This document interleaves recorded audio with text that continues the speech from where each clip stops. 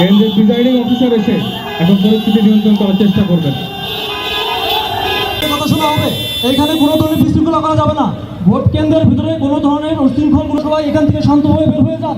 আপনাদের কথা শোনা হবে। দেখা যাচ্ছে প্রিজাইডিং অফিসার পরিস্থিতি এখন প্রিজাইডিং অফিসার ফোনের মাধ্যমে অবস্থার কথা জানাবেন। রেসপন্স টিম কেন্দ্রে ঢুকে পড়েছে।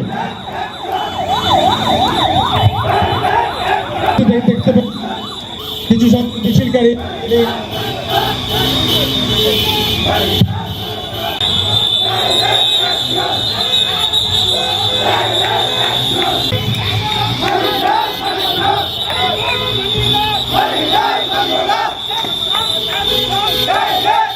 Hey!